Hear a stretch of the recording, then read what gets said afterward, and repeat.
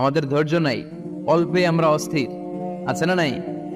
এই দেশের মানুষ খুব বেশি অস্থির, বাংলাদেশের মানুষ খুব বেশি অস্থির।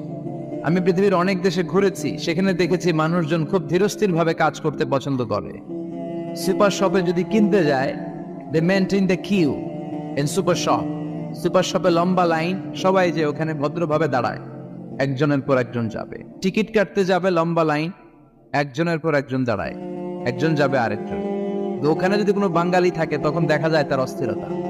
কেন সামনে এত লাইন, এত সময় লাগে কেন, আমি কখন পাবো, আমার কি হবে? অস্থিরতা আছে না নেই? মানে সে পারে না সামনে সবাইকে ডিঙ্গিয়ে আগে যে টাকা পে করবে, আগে যে টিকিট কাটবে। এই অস্থিরতা আমাদের কমাইতে হবে, ধৈর্যশীল হতে হবে। গোটা বিশ্বব্যাপী আমাদের এই বাংলাদেশের মানুষের এই বদনাম যে আমরা অস্থির প্রকৃতির, আমরা ঠান্ডা মাথায় ভাবি না। ঠান্ডা মাথায় ভাবতে হবে, ধৈর্যশীল হতে হবে। ইন্নামা সাবরু ইনদা সাদামাতিল উলা। বিষ্ণু বলেছেন, বিপদের প্রথম ধাক্কায় যে সবর ধারণ করতে পারে সেই তো সবুর। এজন্য বিষ্ণু দোয়া করতেন, আল্লাহুম্মা জাআলনি সাবুরা, আল্লাহ আপনি আমার ধৈর্যশীল বানান। ওয়া জাআলনি শাকুরা, আপনি আমার শুকরগুজার বান্দা বানান। বিশ্বনবীর যে ধৈর্যশীল, বিশ্বনবীর যে শুকরগুজার পৃথিবীর কেউ আছে? কথা বলেন।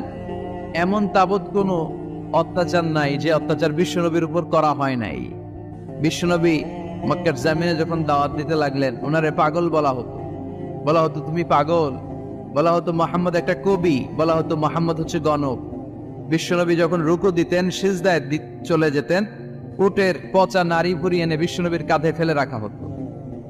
বিশ্বনবীর গলার মধ্যে রশি ধরে টান দেয়া হতো। কয়েকবার বিশ্বনবীর এই ঘাড়ের এই চামড়া ছিঁড়ে গিয়েছে, একবার চাদর টান দেওয়ার কারণে, আরেকবার রশি টান দেওয়ার কারণে। বিশ্বনবী কিছুই বলেন নাই, ক্ষমা করে দিয়েছেন।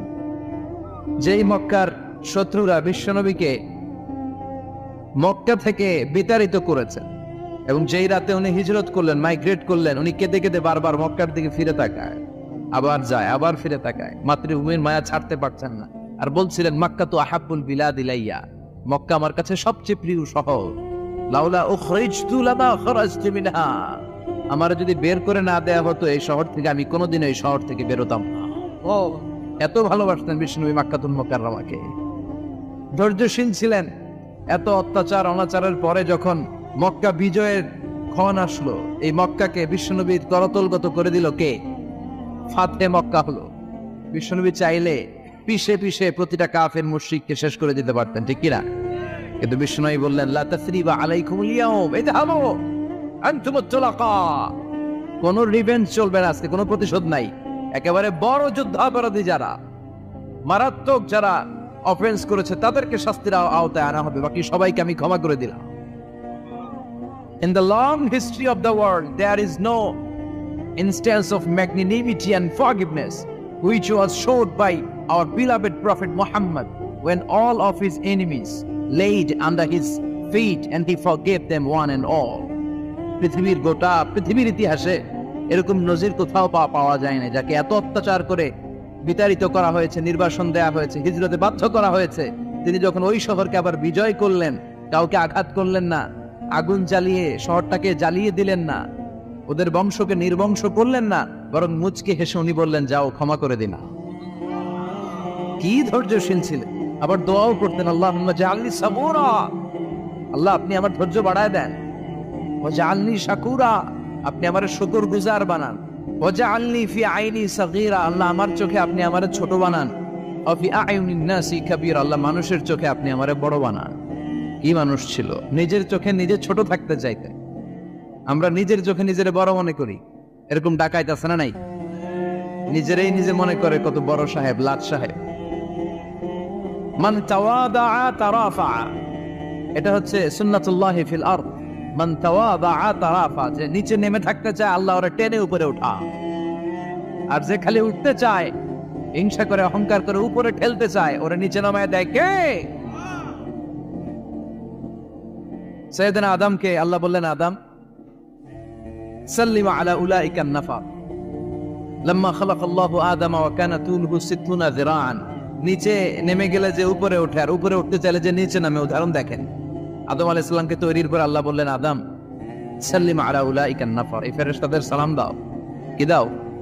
সালাম দাও। কোনো প্রশ্ন নাই, আল্লাহ সালাম দিব কেন? ফেরেশতারা আমারে দিব না কেন, আমি আগে দিব কেন? কথা আছে কোনো? যেই সালাম দিলেন, সালাম দেওয়ার সাথে সাথে ওনার মর্যাদা বাড়িয়ে দিল কে? এত মর্যাদা বাড়ালেন যে নূরের ফেরেশতারা মাটির আদমকে সেজদা দিতে বাধ্য হয়েছে। চিৎকার করে বলেন ঠিক কিনা? আমি মাটির আদমকে প্রথম সৃষ্টি করিয়া ঘোষণা করিয়া দিলে শ্রেষ্ঠ বলিয়া, তাই তো নূরের ফেরেশতা করে আদমকে সেজদা, সবার চেয়ে সম্মান দিলে মাটির আদমকে। আল্লাহু আল্লাহু পড়েন, আল্লাহু আল্লাহু তুমি জাল্লে জালালুহু, শেষ করা তো যায় না গে তোমার গুণগান। আল্লাহু আল্লাহু সুবহানাল্লাহ পড়েন। কি সম্মান আল্লাহ বাড়াই দিলেন। আল্লাহ বললেন, আদম আজকে থেকে তুমি আশরাফুল মাখলুকাত, তুমি খলিফাতুল্লাহ ফিল আরদ, তুমি পৃথিবীতে আমার খলিফা, ভাইস জেরেন্ট অফ আল্লাহ।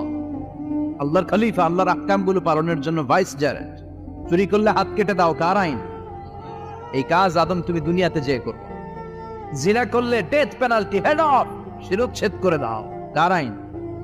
খলিফা হিসেবে মানুষ এসে করবে। মানুষকে আল্লাহ আশরাফুল মাখলুকাত বানিয়ে দিলেন, নিচু হয়েছে বড় বানিয়ে দিলেন। আর শয়তানের অবস্থা কি?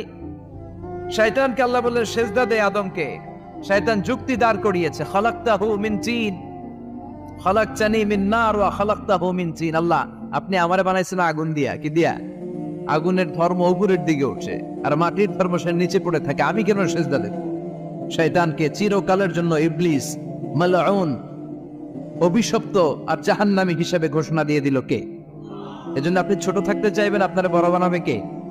আর আপনি নিজে যদি বলেন আমি বড়, থাপ্পড় মেরে আপনারা নিচে নামাই দিবে কে?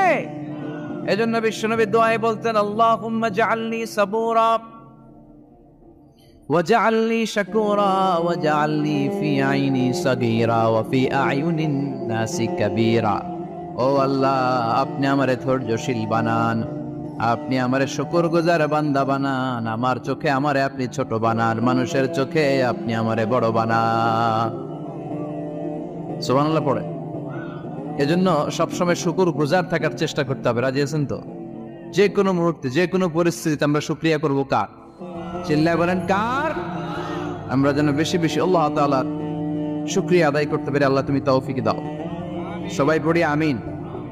বিশ্বনবী যখন 15 কিংবা 20 বয়স, কোন বর্ণনা এসেছে 15, কোন বর্ণনায় 20, তখন তিনি একটা ছাত্র সংগঠন করেছিলেন, ইয়াং স্টারদের একটা অর্গানাইজেশন করেছিলেন। ওটার নাম তিনি দিয়েছিলেন হালাফুল ফুদুল। হালাফুল ফুদুল, ওইটারই আমরা বাংলায় কি বলি?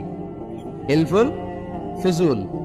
হালাফ মানে শপথ, oath, we take an oath in the name of Allah. আল্লাহর নামে শপথ নেয়ারে বলে হালাফ। আর ফাদিলা, ফাদলুন, এগুলোর প্লুরাল হচ্ছে ফুদুল। ফুদুল মানে ভালো কাজ। ভালো ভালো কাজের উপর বিশ্বনবী যুবকদেরকে একত্রিত করলেন যে মক্কা শহরে কোনো টেন্ডারবাজি চলবে না, কোনো চাঁদাবাজি চলবে না, দুর্বলের উপর সবলের অত্যাচার চলবে না, জালিমের জুলুম চলবে না, হত্যা চলবে না, ধর্ষণ চলবে না, রাহাজানি চলবে না। মক্কা শহরটারে শান্তির শহর বানাতে হবে। যুবকরা এই দায়িত্ব কাঁধে নিয়েছে। কারা? মুরব্বীরা না, যুবকরা। যুবকদের আছে প্রাণ ঢালা উচ্ছ্বাস, অনেক শক্তি। এজন্য যুবকদেরকে ভালো কাজে আসতে হবে। যুবকরা চাইলে এই দেশের চেহারা পাল্টে দিতে পারে। এদেশে যুবক ভোটার আছে কয়জন জানেন? নতুন করে যুবক ভোটার হয়েছে 2 কোটি। কয় কোটি? 2 কোটি না? Can you imagine that? কল্পনা করতে পারেন? They can change Bangladesh. They can change the face of Bangladesh. তারা 56,000 বর্গ মাইলের এই বাংলাদেশের চেহারা পাল্টে দিতে পারে। তাদের অনেক শক্তি। জন্য যুবকদের এই শক্তি কাজে লাগাতে হবে। ফেন্সিডিল, গাঁজা, ইয়াবা, হিন্দি সিনেমা, এগুলোর পিছনে দৌড়ানো যাবে, পর্নোগ্রাফির পিছনে ছোটা যাবে। যুবক বয়সে ভয় করতে হবে কারে? চিল্লায় বলেন কাকে? আল্লাহ আমার যুবক ভাইদেরকে তুমি তৌফিক দাও। বিশ্বনবী এই হালাফুল ফুদুল তিনি গঠন করলেন মক্কাতুল মুকাররমাতে। পুরো মক্কা শহরটা শান্তির শহর হয়ে গেল। সুবহানাল্লাহ। আউয়ালু মা ইউহাসাবু বিহিল আবদু ইয়াউমাল কিয়ামাতি আস-সালাহ। কিয়ামতের দিন সর্বপ্রথম হিসেব নেওয়া হবে নামাজের, সালাতের। সালাত চিনেন তো? কুরবানির গোশত খাওয়ার মাঝখানে যেটা খায় ওটা, হ্যাঁ, এটারে বাংলায় আমরা নামাজ বলি। কি বলি? নামাজ। বিশ্বনবী ইন্তেকাল করবেন, রূহ বের হয়ে যাচ্ছে, 2-3টা শব্দ বললেন, এর মধ্যে একটা ছিল সালাত। আর সালাত উম্মতেরা নামাজ, নামাজ। নামাজ ছেড়ে দিও না। ওয়া মালাকাত আইমানুহুম, মানুষ ইন্তেকালের আগে শ্বাস বের হয়ে যাচ্ছে, রূহ চলে যাচ্ছে, ওই মুহূর্তে কি জরুরি কথা বলে নাকি ফালতু কথা বলে? সবচেয়ে জরুরি কথাটাই তখন সে বলে যায়, ঠিক কিনা? কথা বলেন। বিষ্ণু বলেছিলেন নামাজ। ওমরে ফারুক, ওনার কাছে আবু লুলু আল মাজুসি এক অগ্নি উপাসক এসে বিচার দিল, ইয়া ওমর আল ফারুক, আমার মনিবের নাম হচ্ছে মুগীরা ইবনে শুয়বা, সে প্রতিদিন 4 দিরহাম করে আমার কাছে চার্জ করে। এত টাকা চার্জ করে কেন? উনি জিজ্ঞেস করলেন, তুমি কি কাম পারো? আমি খঞ্জর বানাইতে পারি। খঞ্জর চিনেন? ছোট ছোট্ট ছুরি, আরবরা পকেটে রাখে। ওমানের সুলতান কাবুসের ছবি দেখবেন, এখানে একটা খঞ্জর আছে। আমি খঞ্জর বানাইতে পারি। খঞ্জর বানাতে পারো? মদিনায় তো কেউ বানাতে পারে না, তুমি খঞ্জর বানাইতে পারো? তুমি তো অনেক টাকার মানুষ মিয়া, তোমার মনিব তো অল্প টাকায় চার্জ করছে, এটা দিতেই হবে। আবু লুলু কয়, ওমর তুমি সবার জন্য এত নরম, আমার জন্য গরম, তোমার আমি বুঝাবো। সে বাড়িতে যে একটা খঞ্জর বানালো, মাকবাদাতুহু ফি ওয়াসাতিহি, যে খঞ্জরের হ্যান্ডেল হচ্ছে মাঝখানে, 2 দিকে ধারালো ছুরি। এটা ধার দেয় আর কয়, ওমর তোরে আমি বুঝাবো। প্রতিদিন ধার দেয়। সাইয়েদনা ওমরে ফারুক মসজিদে নববীর ইমাম, ওয়া কানু ইউসাল্লুনা বিগালাস, তখন ওনারা অন্ধকারে নামাজ পড়তেন আউয়াল ওয়াক্তে। আমরা তো দেরি করে পড়ি, সুন্নাহ অনুযায়ী আগে আগে পড়া ভালো। আপনি মসজিদে হারামে গেলে দেখবেন যে কত আগে ফজর পড়ে, ফজরের 1-1.5 ঘন্টা পরে সূর্য ওঠে, ঠিক কিনা? তো সে একবার ছদ্মবেশে ফজরের সময় প্রথম কাতারে যে হাজির, আসলে কিন্তু মাজুসি, সূর্যের পূজা করে। খঞ্জরটা নিয়ে এসে দাঁড়ালেন। ওমরে ফারুক ফজরের সময় ঢুকলেন, বললেন আকিমিস সালাহ, একামত দাও। একামত দেয়া হলো। ওমরে ফারুক আল্লাহু আকবার বলে অন্ধকারে ফজরের সালাত শুরু করলেন। প্রথম রাকাত যখন পড়ে ফেললেন, রুকুতে যাবে, ইন দ্য মিন টাইম সে খঞ্জর বের করে ওমরে ফারুককে 3টা স্টেবিং করেছে। একটা নাভিতে মারার সাথে সাথে নাভিটা কেটে গেল, আর একটা এই পাশে পাজরে, আর একটা পেটের মাঝখানে, পেটও কেটে গেল। ওমরে ফারুক বললেন, কাতালানি আল কালব, এক কুকুর আমারে মেরে ফেলেছে। ওমরে ফারুককে পিছনে নিয়ে যাওয়া হলো। আব্দুর রহমান ইবনে আউফকে টেনে ইমামতির জায়গায় নেওয়া হলো। আর সে কাতারের মাঝখান দিয়ে খঞ্জর ঘুরাতে ঘুরাতে আগাতে লাগলো। ওর খঞ্জরের আঘাতে 7 থেকে 8 জন সাহাবী স্পট ডেথ, জায়গায় শেষ। ওমরে ফারুক বেহুশ। ওমরে ফারুক, ওনার মুখে দুধ দেয়, দুধ ওই নাভি দিয়ে বের হয়ে যায়। নাভিজ দেয়, নাভিজ পেট দিয়ে বের হয়ে যায়। রাষ্ট্রীয় চিকিৎসকরা বুঝতে পারলো উনি আর বাঁচবে না, বেহুশ। সবাই দাঁড়িয়ে আছে। কি হয় আমাদের আমিরুল মুমিনিনের? 10টি বছর তিনি অর্ধ পৃথিবীর শাসন করেছেন, উনার ভয়ে বাঘে মহিষে এক ঘাটে পানি খেত। হুশ ফিরার পরে ওমরে ফারুক বলেন, আমারে মারছে কে? আমার কি অবস্থা, বাঁচবো কিনা? আমার ছেলে আব্দুল্লাহ কোথায়? আব্দুর রহমান কোথায়? আমার বিবিরা কোথায়? কত সম্পদ আমার আছে, কোথায় গেলে ভালো চিকিৎসা পাওয়া যাবে? কিচ্ছু সে বলে না। হুশ ফিরার পরে ওমরে ফারুকের প্রথম প্রশ্নটা ছিল, আসল্লান্নাস, আসল্লান্নাস, আমার দায়িত্বে, আমার নেতৃত্বে যে ফজরের একটা নামাজ শুরু হয়েছিল, এটা কি ঠিক মতো শেষ হয়েছিল? আসল্লান্নাস, মানুষের নামাজটা পড়ছিল, 1 রাকাতের দায়িত্ব পালন করতে পেরেছে, এরপর হুশ নাই। বাকি 1 রাকাতের কি হয়েছে? মুসল্লিদের কি হয়েছে? সালাতটা ওয়াক্ত মতো হয়েছে কিনা? আসল্লান্নাস, এটা ছিল ওমরে ফারুকের প্রশ্ন। সুবহানাল্লাহ কইবেন না? তাহলে এই সালাতের গুরুত্ব আছে না নাই? সর্বপ্রথম এই সালাতের ব্যাপারে in the day of judgement আমাদেরকে প্রশ্ন করবে কে? সালাতে কায়েম করো, সালাতে কায়েম করো, হবে সম্মানী তুমি, হবে জান্নাতি তুমি, হবে সম্মানী তুমি, হবে জান্নাতি তুমি, দিবে কাল হাসরে শীতল ছায়া আরশে আজিম, রব্বিয়াল আলা, রব্বিয়াল আযীম, রব্বিয়াল আলা, রব্বিয়াল আযীম। সুবহানাল্লাহ পড়ে। এজন্য নামাজ, নামাজ, এই নামাজ যাতে মিস হয়ে না যায়। সব মিস হতে পারে, নামাজ মিস হতে পারে না। আল্লাহ তুমি বুঝার তৌফিক দান করো, আমিন। আমি আপনাদের খেদমতে সূরাতু আত-তাহরীম থেকে ছোট্ট একটি আয়াতের অংশ তেলাওয়াত করেছি, যেখানে আল্লাহ তাআলা আমাদেরকে আহ্বান জানিয়েছে, ওহে বিশ্বাসীরা, পাপ হতে পারে, ভুল হতে পারে, অন্যায় হতে পারে, ওই অন্যায়ের উপর অটল থেকো না, আমার কাছে ফিরে আসো। কাম টু ইউর লর্ড, তোমার রবের দরবারে ফিরে আসো, ক্ষমার মতো ক্ষমা চাও, ক্ষমার মতো ক্ষমা চাইলে আমি সব ক্ষমা করে দেব। সুবহানাল্লাহ পড়েন। রব্বুল আলামিন বলেন, ইয়া আইয়ুহাল্লাযীনা আমানু তুবু ইলাল্লাহি তাওবাতান নাসুহা। ও বিশ্বাসীরা, ভুল করেছো, অন্যায় করেছো, পাপ করেছো, জুলুম করেছো, আমার কাছে ফিরে আসো, ক্ষমা চাও। ক্ষমার মতো ক্ষমা চাইলে সব গুনাহ মাফ করে দিতে পারে কে? পাপ নাই, গুনাহ করি নাই, এরকম কেউ আছি? কথা বলেন, কত পাপ করছি কোনো হিসাব আছে? পৃথিবীর কেউ না জানলেও জানে কে? পৃথিবী না জানো আমি তো জানি, আমি কি পাপ করেছি হায়।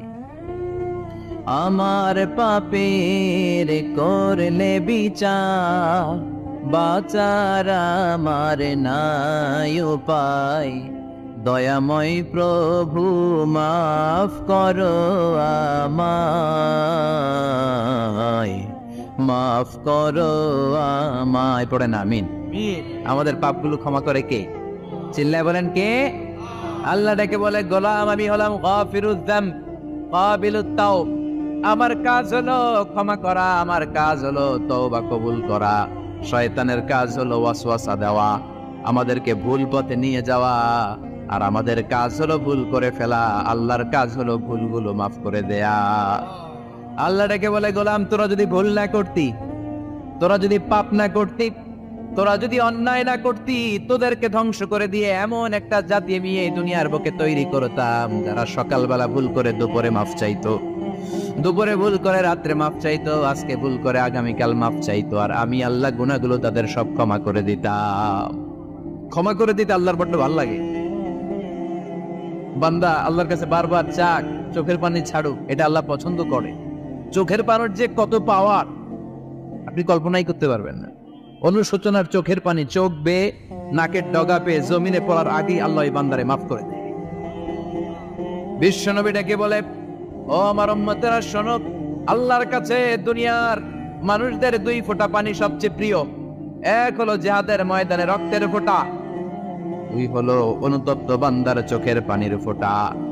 কত ভুল আপনি করেছেন, কত অন্যায় আপনি করেছেন, কত পাপ আপনার হয়েছে, কত মিথ্যা আপনি বলেছেন, কয় ওয়াক্ত নামাজ ছেড়েছেন, কয় লাখ টাকা ঘুষ খেয়েছেন, কত যৌতুক আপনি খেয়েছেন, কত মিথ্যা আপনি বলেছেন।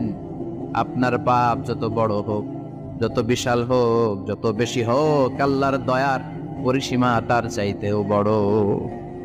আপনার পাপ, আপনার অন্যায়, আপনার জুলুমগুলো যদি হয় খালের পানির সমান, বিলের পানির সমান, আল্লাহর দয়া সাগরের পানির সমান। আপনার পাপ যদি হয় সাগরের পানির সমান, আল্লাহর দয়া মহাসাগরের পানির সমান। আপনার পাপ আর অন্যায় যদি হয় পাহাড়ের সমান, আল্লাহর দয়া আকাশের সমান। আপনার পাপ যদি হয় আকাশের সমান, আল্লাহর দয়া আরশের সমান।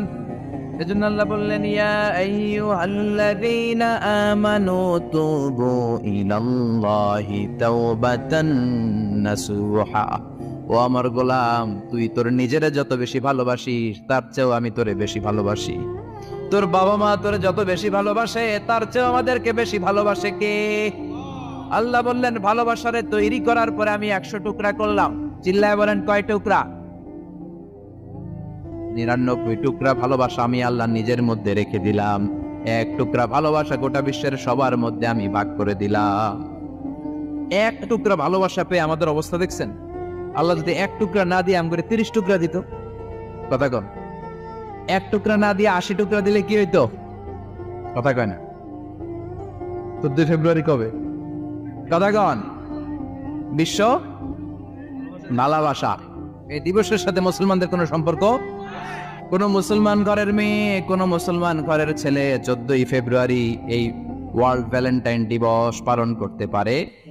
এগুলোর সাথে আমাদের সম্পর্ক নাই। যাদের মধ্যে কোনো ভালোবাসা নাই, মিল মহব্বত নাই, তারা বছরে একটা দিন দেখানোর জন্য পালন করে। আমাদের সারা বছরই তো ভালোবাসা।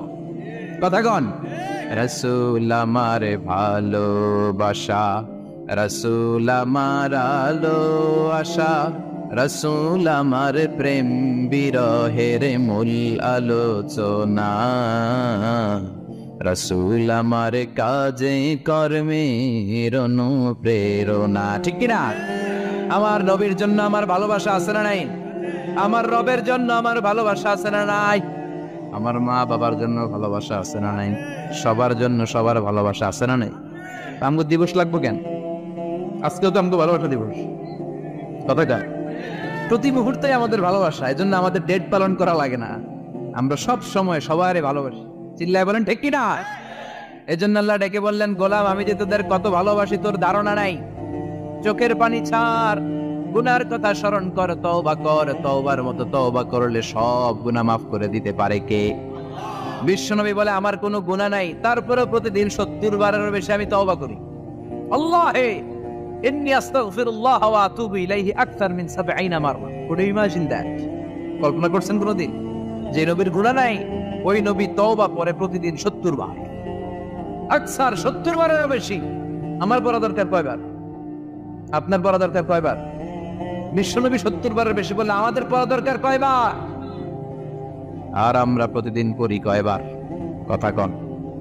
আমাদের ভুল হবে, ভুল হতে সমস্যা নাই, ভুল হওয়াই মানুষের স্বভাব, কিন্তু ভুল হওয়ার পরে ভুলের উপর অটল থাকা যাবে না। শয়তান আর মানুষের মধ্যে এই মৌলিক পার্থক্য। শয়তান ভুল করে ভুলের উপরই আছে, ঠিক কিনা? ক্ষমা চায় নাই, কিন্তু আমরা সকালে ভুল করলে দুপুরে মাপ চাই কার কাছে? মৃত্যুর আগ পর্যন্ত আমরা ক্ষমা চাইলে ক্ষমা করে দিবে কে? সব সময় 24/7 তওবার দরজা খোলা, দুইটা সময় ছাড়া। ভালো করে মনে রাখবেন, মুখস্থ ঠোঁটস্থ যেন থাকে। দুইটার সময় তওবা কবুল হয় না। চিৎকার করে বলেন কয় সময়? এক হলো বাদাল গারগারা, গারগারানি যখন আসে, মালাকুল মাউত যখন চলে আসে, মালাকুল মাউতরে যখন দেখে ফেলবেন তখন তওবা কবুল হবে নাকি? কথা কন। ফেরাউনের নাম শুনছেন? ওরা যখন আল্লাহ লোহিত সাগরে ডুবাইয়া পানি খাওয়াইতে লাগলো, পানি খাইতে খাইতে পেটটা হয়েছে এত বড়, আর পানি খাইতে পারেন। এরপর হাত তুলে কয় আনা মিনাল মুসলিমিন। কোরআনের আয়াত, আনা মিনাল, হাত তুলে কয় আমি মুসলমান। ফেরাউন না বলে মুসলমান, আমরা যাবো কই? কথা কহ। ফেরাউন হাত তুলে কয় আনা মিনাল মুসলিমিন। আল্লাহ কয় টাইম ইজ আপ, দেরি করছস। অনেক সময় দিলাম, অনেক সুস্থ রেখেছি, ক্ষমতা দিয়েছি, দাপট দিয়েছি। তখন যদি ঘাটটা নত করে, মাথাটা নত করে একবার ক্ষমা চাইতি, ফেরাউন তোরেও ক্ষমা করে দিতাম। কিন্তু সময় শেষ হওয়ার পরে আমি মুসলমানদের অন্তর্ভুক্ত বললে কোনো লাভ হবে নাকি? আল্লাহ বলল সময় নাই, সময় শেষ। কারণ মুসা আলাইহিস সালামের চাচাতো ভাই অনেক দাওয়াত দিল, যাকাত দে। কারণ যাকাত দিব না, এই সম্পদ আমি কামাইছি, আল্লাহ দেয় নাই। মুসা আলাইহিস সালাম বললেন তাহলে আযাবের অপেক্ষা কর, আযাব চলে আসে। আল্লাহ বলেন মুসা সেফ জোনে যাও, সরো, এখনই আযাব। ফাখাসাফনা বিহি ওয়া বিদারিহিল আরদ, পুরো ফাইয়ুমের জমিনটার আল্লাহ কাঁপিয়ে দিলেন, আর কারুনকে সহ পুরো সম্পত্তি তার জামিনের ভিতরে দাবিয়ে দিলেন। হাঁটু পর্যন্ত কারুন দেবে যায়, ভাবছে উঠে যাবে। কোমর পর্যন্ত দেবে যায়, ভাবছে উঠে যাবে। গলা পর্যন্ত যখন দেবে যায় আর সুযোগ নাই। কয় মুসা আমার সব সম্পত্তি তোরে আর তোর আল্লাহরে দিয়ে দিলাম, আমারে বাঁচা, আমারে সব সম্পত্তি তোর আর তোর আল্লাহ, আমারে খালি বাঁচা, চাচা আপন প্রাণ। আল্লাহ বলে সময় শেষ। তার মানে বাদাল গারগারা তওবা কিন্তু আর কবুল হয়। এই হলো একটা। নাম্বার 2, বাদা তুলুই শামস মিন মাগরিবিহা, প্রতিদিন সূর্য কোন দিক দিয়ে ওঠে? কথা কয় না? পূর্ব দিকে। কিয়ামতের আগ দিয়ে সূর্যের পূর্ব দিকে উঠবে না, পশ্চিম দিক থেকে উঠবে। যেদিন প্রভাতে পশ্চিম দিক থেকে সূর্য উঠবে, ওই দিন থেকে তওবার দরজাটারে বন্ধ করে দিবে কে? তার আগ মুহূর্ত পর্যন্ত জীবনে যত গুনাহ করেছি, অন্যায় করেছি, চোখের পানি ছেড়ে ক্ষমা চাইলে ক্ষমা করবে কে? শয়তান আল্লাহরে চ্যালেঞ্জ দিছে, আল্লাহ তুমি আমারে জাহান্নামে পাঠাবা, আমিও তোমার বান্দা করে লয়ে একসাথে জামাতে ঢুকমু। একা ঢুকবো না, একা যাব না, তোমার বান্দাদেরকে সবগুলোরে জাহান্নামী বানায়া তারপরে ঢুকমু। তোমার চ্যালেঞ্জ দিলাম, একটারও জান্নাতে ঢুকাইতে পারবা? আল্লাহকে তুই আমার চ্যালেঞ্জ দিলি? আমি তো সব রাজার বড় রাজা, মহারাজা, আমার চ্যালেঞ্জ দেশ, এত সাহস পাইলি কই? তুই আজীবন ওয়াসওয়াসা দিয়ে পাপ কাজ করাবি, একদিন তাফসীর মাহফিলে এসে আমার বান্দা ক্ষমা চাবে, আমি মাফ করে দেবো, তুই কি করবি? আজীবন অন্যায় করবে, আজীবন পাপ করবে, জুলুম করবে, একদিন চোখের পানি ছেড়ে আমার কাছে কান্নার মতো কান্না করলে আমি সব গুনাহ মাফ করে দেব। এজন্য আল্লাহ বললেন ইয়া আইয়ুহাল্লাযীনা আমানু তুবু ইলাল্লাহি তাওবাতান নাসুহা। ভুল করেছো, তওবা করো, মাফ করবে কে? সাইয়েদনা আদম আলাইহিস সালাম ভুল করলেন, দুনিয়ায় এসে শত শত বছর কাঁদলেন, কিন্তু ক্ষমা হয় না। আল্লাহরে বললেন আল্লাহ কি করলে ক্ষমা পাবো বলো? ফাতালাক্কা আদামু মির রাব্বিহি কালিমাতিন ফাতাবা আলাইহি। আল্লাহ বললেন ও আদম তোমারে কিছু কালেমা শিখাইয়া দেই, এই কালেমাগুলো দিয়ে আমার কাছে দোয়া করো, ক্ষমা করে দেব। আল্লাহ শিখায় দিলেন, ও আদম, 2 হাত তুলে চোখের পানি ছেড়ে আমার কাছে পড়ো, রব্বানা। পড়েন, রব্বানা যালামনা আনফুসানা ওয়া ইল্লাম তাগফির লানা ওয়া তারহামনা লানাকুনান্না মিনাল খাসিরিন। এটা শিখাই দিয়েছিল আল্লাহ। আল্লাহ, আমি জুলুম করেছি, অন্যায় করেছি, ভুল করেছি, পাপ করেছি, তুমি যদি ক্ষমা না করো, ক্ষমা করার কেউ নাই, ঠিক কি না? আমরাও পাপ করলে এই দোয়াটা পড়ার দরকার আছে না নাই? 5টা শর্ত সাপেক্ষে আমাদের তওবা কবুল করবে কে? তওবা কবুল হওয়ার কিছু শর্ত আছে, 5টা। কয়টা? চিৎকার মেরে বলতে হবে, তওবা কবুল হওয়ার শর্ত কয়টা? 1 নম্বরে হচ্ছে আল ইকরা, acknowledgement. You have to give the acknowledgement that you are the greatest sinner on earth. আপনাকে ঘোষণা দিতে হবে যে আপনি পৃথিবীর সবচেয়ে বড় পাপী। 1 নম্বর শর্ত, আপনি বলেন যে আল্লাহ, আমার চেয়ে বড় পাপী নাই, আকাশের নিচে জমিনের উপরে আমি সবচেয়ে বড় পাপী, এমন কোন পাপ নাই যেটা আমি করি নাই, ঠিক কিনা? 1 নম্বরে পাপের ঘোষণা দেন। 2 নম্বরে আন-নাদাম, নাদাম মানে repentance. You have to be repentant for what you have done. আপনাকে অনুতপ্ত হতে হবে, চোখের পানি ছাড়তে হবে। আল্লাহ, আমি লজ্জিত, আল্লাহ আমি নাদান, আমি পিশাচ, আমারে মাফ করে দাও। তার মানে স্বীকার গেলেন কি অন্যায় করেছেন। 2 নম্বরে আপনি অনুতপ্ত হলেন। 3 নম্বরে স্টপ, যেই পাপ করতেছিলেন ওটা থামান। Stop, what you have done, যেটা করতেছিলেন আগে থামান। আপনি সুদ খাইছেন, অনুশোচনা আসলো, মাফও চাইতেছেন, আবার সুদও খাইতেছেন, হবে? আপনি ঘুষ খেয়েছেন, তওবা শুরু করলেন, আবার ঘুষও খেয়ে যাচ্ছেন, হবে? থামেন, স্টপ। 3টা গেল। 4 number, to hate what you have done, ঘৃণা করতে হবে, যে পাপটা করেছেন মন থেকে এই পাপটাকে ঘৃণা করতে হবে। 5 নাম্বার শর্ত হচ্ছে to determine that you never repeat this sin again in your life. আল্লাহর ওয়াদা দেন, কমিটমেন্ট দেন যে আল্লাহ, আমার জীবনে পারতপক্ষে এই পাপ জীবনেও করব না। চিৎকার করে বলেন, ঠিক কিনা? তার মানে আপনি স্বীকার যান, তারপরে আপনি অনুতপ্ত হবেন, যে পাপ করেছেন থামিয়ে দিবেন, পাপটারে মন থেকে ঘৃণা করবেন, আর আল্লাহরে ওয়াদা দিবেন, আল্লাহ আর করব না। এই 5টা শর্তের আলোকে তওবা করলে জীবনের সব গুনাহ মাফ করে দিবে কে? এজন্য আল্লাহ বললেন, ইয়া আইয়ুহাল্লাযীনা আমানু তুবু ইলাল্লাহি তাওবাতান নাসুহা। তওবার মতো তওবা করো, সব গুনাহ মাফ করতে পারে কে? তওবা করবেন তো? রাজি আছেন? কবে করবেন? এই মুহূর্তে তওবা করলাম, এই মুহূর্তে আল্লাহর কাছে ক্ষমা চাই, আল্লাহ জীবনের সব গুনাহ মাফ করে দাও। আমাদের দেশে তওবা করার জন্য হুজুর লাগে, কথা কন, পিসা হুজুর, বড় হুজুর, ছোট হুজুর, হাফেজ সাহেব লাগে না? হাফেজ সাহেব, ইমাম সাহেব, এদের ছাড়া নাকি তওবা হয় না। না, এটা ভুয়া কথা। আপনি অনুতপ্ত হন, আপনি চোখের পানি ছাড়েন, আপনি আপনার রবরে বলেন, ক্ষমা করে দিবে কে? ইমাম সাহেব আসতে হবে, শর্ত না। পীর সাহেব হুজুর এসে হুজুরের হাতে হাত রেখে তওবা পড়তে হবে, শর্ত না। আপনার রবরে ডেকে চোখের পানি ছেড়ে ক্ষমা চান, ক্ষমা করবে কে? আর প্রতিদিন শতবার পড়তে থাকবেন আস্তাগফিরুল্লাহ। আওয়াজ করে সবাই পড়েন আস্তাগফিরুল্লাহ, আর জোরে পড়েন আস্তাগফিরুল্লাহ। বিশ্বনবী বলেন, মান লাজিমাল ইস্তিগফার জাআলাল্লাহু লাহু মিন কুল্লি দিকিন মাখরাজা। সব সময় ইস্তিগফারের সাথে যে লেগে থাকবে, রব্বুল আলামিন তারে 5টা জিনিস দিবে। কয়টা? কথা কন, আরো জোরে সবাই বলেন, কয়টা? নাম্বার 1, জাআলাল্লাহু লাহু মিন কুল্লি দিকিন মাখরাজা। বিপদে পড়লে বিপদ থেকে উদ্ধার করবে কে? আমাদের তো কোনো বিপদ নাই না? আছে, কত বিপদ। হ্যাঁ, রাস্তাঘাটে দুর্ঘটনা হতে পারে, যে কোনো সময় ভূমিকম্পে পড়তে পারি, বজ্রপাত পড়তে পারে না, ঠেড়া বইরা মানুষ নাই, আছে না নাই? এই বিপদ আপদ থেকে আপনারা রক্ষা করবে কে? যদি আপনি ইস্তেগফারের সাথে আঠার মতো লেগে থাকেন। কিসের সাথে? কথা বলেন। ইস্তেগফারের সাথে লেগে থাকতে পারলে 1 নাম্বার হচ্ছে বিপদে পড়লে আপনারে মুক্ত করে দিবে কে? 2 নাম্বার, ওয়ামিন কুল্লি হাম্মিন ফারাজা, যে কোনো ধরনের টেনশন, হাইপার টেনশন থেকে বাঁচায় দিবে কে? আমাদের তো টেনশন মেনশন নাই না? আছে? লাইফ নিয়ে টেনশন, বাঁচার টেনশন, মরার টেনশন, ক্যারিয়ারের টেনশন, রাস্তাঘাটে যানজট, এটার টেনশন, পুলিশের দৌড়ানি, র্যাবের দৌড়ানি, বাড়ির ভাড়া, গ্যাস বিল, বিদ্যুৎ বিল, ছেলে মেয়েদের লেখাপড়া, কত টেনশন। সব টেনশন থেকে আপনারা মুক্ত করে দিবে কে? তিন নম্বরে ওয়ারযুকহু মিন হাইসু লা ইয়াহতাসিব, এমন জায়গা থেকে আল্লাহ আপনার রিজিকের ব্যবস্থা করবে আপনি কল্পনাই করতে পারবেন না। সুবহানাল্লাহ পড়েন। চার নম্বরে সবসময় ইস্তেগফার যদি পড়া হয় আল্লাহর কোনো আযাব ওই বান্দার উপরে আসে না। ওমা কানাল্লাহু মুআযযিবাহুম ওয়া হুম ইস্তাগফিরুন,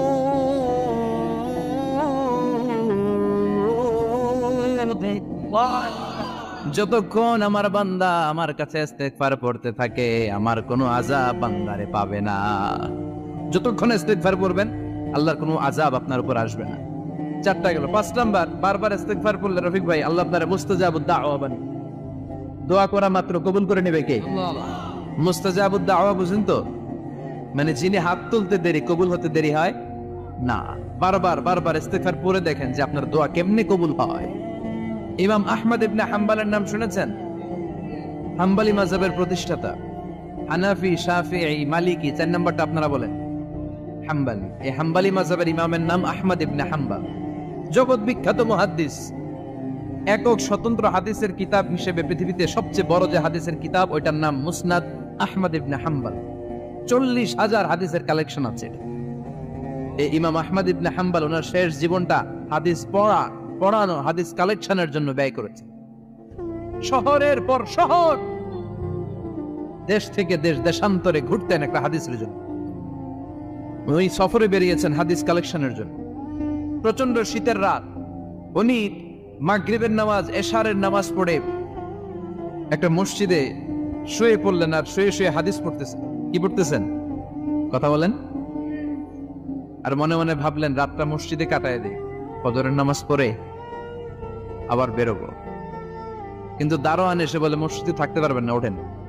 দারোয়ান আছে না, কথা কম। আহমদ ইবনে হাম্বল বললেন আমি শুধু রাতটা থাকতে চাই, আমি তো ফজরেরও মুসল্লি, ফজর নামাজ পড়বো তো এই মসজিদে, আমার থাকতে দাও। দারোয়ান তো দেয় না, কেন? মসজিদে থাকার জায়গা না, যাক মিয়া। উনি যে আহমদ ইবনে হাম্বল এটা চিনে নাই, থাকতে দেয় না। কি করবে এখন? উনি কাঁথা গুছিয়ে হাদিসের কিতাব নিয়ে কাদের মধ্যে ব্যাগ নিয়ে মসজিদ থেকে বেরোয় গেলেন। কি আর করবেন? প্রচন্ড শীত আর কাঁপতেছেন বুড়ো মানুষ। পথিমধ্যে দেখলেন বাজার একজন খাব্বাজ, শাবুন খাব্বাজ, যুবক রুটি বিক্রেতা। সে রুটি বিক্রি করে, চুলার মধ্যে রুটি সেকে। সে যে সালাম দিল আসসালামু আলাইকুম, যুবক বলে ওয়ালাইকুম আসসালাম। আহমদ ইবনে হাম্বল বলে যুবক আমার যাওয়ার জায়গা নেই, সফরে বেরিয়েছি, খুব শীতে কষ্ট পাচ্ছি, রাতে যদি তোমার এই চুলা থেকে একটু আগুন পোহাই কোনো সমস্যা? যুবক বলে না না সমস্যা না, আহলান ওয়া সাহলান, খোশ আমদেদ, আসেন আসেন, আপনি আগুন পোহাইলে আমার সমস্যা কি? সুবহানাল্লাহ পড়েন। আল্লাহ শুকরিয়া করে উনি বসলেন আর আগুন পোহাচ্ছেন। আর খেয়াল করলেন যুবক রুটি বানায় আর পরে আস্তাগফিরুল্লাহ, রুটির দলা বানায় পরে আস্তাগফিরুল্লাহ, খামির বানায় আর পরে আস্তাগফিরুল্লাহ, রুটি নিয়ে উনুনের ভিতরে চুলার ভিতরে সেকা দেয় আর পরে আস্তাগফিরুল্লাহ, দোকানদারের কাছে কেউ আসলেই সে রুটি দেয় আর পরে আস্তাগফিরুল্লাহ, ক্রেতার কাছ থেকে টাকা নিয়ে ক্যাশ বক্সে রাখে আর কি পড়ে, আবার রুটি বানানো শুরু করে আর কি পড়ে, খালি এটাই পড়তেছে। ইমাম আহমদ ইবনে হাম্বল তো অবাক, কিরে এটা আবার কেমন যুবক, খালি আস্তাগফিরুল্লাহ। উনি প্রশ্ন করলেন যুবক ঘটনা কি? আসার পর থেকেই তোমার দেখতেছি তুমি রুটি বানাও, রুটি বিক্রি করো আর পড়ো আস্তাগফিরুল্লাহ, মালাকা ইয়া শাবাব। যুবক বলে আস্তাগফিরুল্লাহ আমার সবচেয়ে বেশি পছন্দের আমল, আমি সব সময় আঠার মতো ইস্তেগফারের সাথে লেগে থাকি আর সব সময় পড়তে থাকি আস্তাগফিরুল্লাহ, আর এর বদৌলতে আল্লাহ আমারে মুস্তাজাবুদ দাওয়া বানিয়ে দিয়েছে। সুবহানাল্লাহ। আহমদ ইবনে হাম্বল তো অবাক, আনতা মুস্তাজাবুদ দাওয়া, তুমি মুস্তাজাবুদ দাওয়া রুটিওয়ালা? আমি এত বছর হাদিস পড়াই, আমি তো মুস্তাজাবুদ দাওয়া না, আর তুমি রুটি বেচো বাজারে, তুমি মুস্তাজাবুদ দাওয়া, তুমি দোয়া করলে সব কবুল হয়ে যায়? যুবক বলে নাম আনা মুস্তাজাবুদ দাওয়া, আমি আমার জীবনে যত দোয়া করেছি কবুল করে নিয়েছে কে? সব দোয়া কবুল করে নিয়েছে আল্লাহ, একটা দোয়া ছাড়া। কয়টা? আহমদ ইবনে হাম্বলের কৌতূহল, কিউরিওসিটি আরো বেড়ে গেল। কি? সব দোয়া কবুল হয়েছে একটা দোয়া ছাড়া। মাযালিকা দোয়া ইয়া শাব, কি সেই দোয়া? যুবক এবার বলতে শুরু করলো আমার জীবনে যে দোয়াটা আল্লাহ কবুল করে নাই সেটা হচ্ছে আমি আল্লাহর কাছে অনেক চেয়েছি, অনেক দোয়া করেছে যে আল্লাহ, শুনেছি এই জামানার সবচেয়ে বড় মুহাদ্দিস, তার নাম নাকি ইমাম আহমদ ইবনে হাম্বল, আল্লাহ তোমার কাছে আমার চাওয়া, আমি যেন এই ইমাম আহমদ ইবনে হাম্বলের দেখে মরতে পারি, আমি যেন ইমাম আহমদ ইবনে হাম্বলের হাতে হাত রেখে মুসাফা করতে পারি আর তার কপালে একটা চুমু এঁকে দিতে পারি। আহমদ ইবনে হাম্বল আবেগপ্রবণ হয়ে গেলেন, চোখের পানি ছেড়ে দিলেন, বললেন, যুবক, তোমার এই দোয়াটাও কবুল হয়ে গিয়েছে।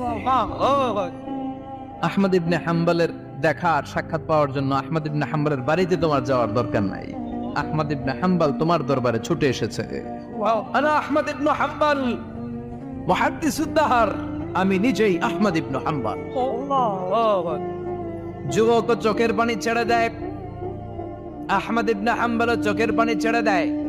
যুবক চিৎকার মেরে ইমাম আহমদ ইবনে হাম্বলকে জড়িয়ে ধরে, হাতে হাত রেখে মুসাফা করে, কপালের মধ্যে চুমু খায় আর আল্লাহর শুকরিয়া করে বলে, ও ইমাম, আসলে এই দোয়াটাও আল্লাহ আজকে কবুল করে নিল। বিশ্বাস হয়? সবসময় ইস্তেগফার করলে আপনার দোয়াগুলোর এইভাবে কবুল করে নেবে কে? এই 5টা জিনিস পাবেন সবসময় যদি ইস্তেগফারের সাথে লেগে থাকেন। রাজি আছেন তো? এই জন্য বিশ্বনবী সব সময় নামাজে সালাম ফিরানোর পরে পড়তেন আস্তাগফিরুল্লাহ। কি পড়তেন? 3 বার পড়তেন আস্তাগফিরুল্লাহ, আস্তাগফিরুল্লাহ, আস্তাগফিরুল্লাহ। পড়তে রাজি আছেন? ইস্তেগফারের অনেকগুলো আলফাজ আছে, সবচেয়ে ছোট ইস্তেগফার হচ্ছে এটা, আস্তাগফিরুল্লাহ, আস্তাগফিরুল্লাহ। আরো আছে, আস্তাগফিরুল্লাহ আল্লাযী লা ইলাহা ইল্লা হুয়াল হাইয়ুল কাইয়্যুম ওয়া আতুবু ইলাইহি। বিষ্ণু বলেন, এই ইস্তেগফারটা যদি কেউ পড়ে, আত-তাওয়াল্লি মিন ইয়াউমিজ যাহাফ, যুদ্ধের ময়দান থেকে পালিয়ে আসা কবিরা গুনাহ। কি গুনাহ? কাফেরদের সাথে যুদ্ধ, আমি তাগড়া যুবক, তলোয়ার নিয়ে নেমেছি, আমার দেহের 1 ফোঁটা রক্ত থাকা পর্যন্ত আমি যুদ্ধ চালিয়ে যাব, আমি ফিরে আসতে পারবো না, আইনটা কার? ফিরে আসলে কবিরা গুনাহ। বিশ্বনবী বলেন, যুদ্ধের ময়দান থেকে ফিরে এসেছে এরকম কবিরা গুনাহ অবলম্বনকারীও যদি আস্তাগফিরুল্লাহ আল্লাযী লা ইলাহা ইল্লা হুয়াল হাইয়ুল কাইয়্যুম ওয়া আতুবু ইলাইহি পড়ে, ওই কবিরা গুনাহকারীকেও ক্ষমা করে দিবে কে? পড়তে রাজি আছেন তো? আবার সাইয়েদনা আবু বকর বললেন, ইয়া রাসূলুল্লাহ আল্লিমনি দুআআন আদউ বিহি ফি সালাতি, এমন দোয়া আপনি আমারে শিক্ষা দেন যে এই দোয়াটা আমি নামাজে পড়তে পারি। বিশ্বনবী বললেন, পড়ো, আল্লাহুম্মা ইন্নী যালামতু নাফসি যুলমান কাসীরান ওয়া লা ইয়াগফিরুয যুনুবা ইল্লা আনতা ফাগফিরলি মাগফিরাতাম মিন ইনদিক ইন্নাকা আনতাল গফুরুর রহিম। সুবহানাল্লাহ পড়ে। এটাও ইস্তেগফার। আমরা এটার বলে দোয়া মাসুরা, সালাম ফেরানোর আগে পড়ি না? যেখানেই ক্ষমা চাওয়ার কথা আছে ওইটারই কি বলে? ইস্তিগফার। আল্লাহুম্মা ইন্নী যালামতু নাফসি, আল্লাহ জুলুম করেছি, যুলমান কাসীরা, অনেক জুলুম, ওয়ালা ইয়াগফিরুয যুনুবা ইল্লা আনতা, তুমি ছাড়া এই গুনাহ ক্ষমা করার তো কেউ নাই, ফাগফিরলি মাগফিরাতাম মিন ইনদিক, তোমার দয়ায় আমারে ক্ষমা করে দাও, ইন্নাকা আনতাল গফুরুর রহিম, তুমি হলা ক্ষমাশীল। ঠিক কি না? এটাও ইস্তিগফার, এটাও পড়বেন। আর এই সব ইস্তেগফারের শ্রেষ্ঠ ইস্তেগফারের নাম সাইয়্যিদুল ইস্তেগফার। যত ইস্তেগফার হতে পারে এর মধ্যে সবচেয়ে শ্রেষ্ঠতম ইস্তেগফার নাম কি? কথা কন। বুখারীর বর্ণনা, শাদ্দাদ ইবনে আউস রাদিয়াল্লাহু তাআলা আনহু বর্ণনা করেন, এই সাইয়্যিদুল ইস্তেগফার দিনের বেলা যে পড়বে ওই দিনে মারা গেলে সে জান্নাতি। এই সাইয়্যিদুল ইস্তেগফার রাতের বেলা যে পড়বে ওই রাতে যদি ইন্তেকাল হয় ওই লোকটা জান্নাতি। মুখস্থ আছে না? কার কার মুখস্থ হাত তুলেন? মাশাআল্লাহ, তাবারাকাল্লাহ, মাশাআল্লাহ, মাশাআল্লাহ। আর যাদের নাই তাদের হোমওয়ার্ক, তাদের আল্লাহুম্মা আনতা রাব্বি লা ইলাহা ইল্লা আনতা খালাকতানি ওয়া আনা আবদুক ওয়া আনা আলা আহদিকা ওয়া ওয়া'দিকা মাস্তাতা'তু আউযু বিকা মিন শাররি মা সানা'তু আবুউ লাকা বিনি'মাতিকা আলাইয়া ওয়া আবুউ লাকা বিযামবি ফাগফিরলি ফাইন্নাহু লা ইয়াগফিরুয যুনুবা ইল্লা আনতা। সুবহানাল্লাহ পড়েন। সুবহানাল্লাহ। আজকে রাতে পড়ছেন, মারা গেলে জান্নাতি। চিল্লায় পড়েন আল্লাহু আকবার।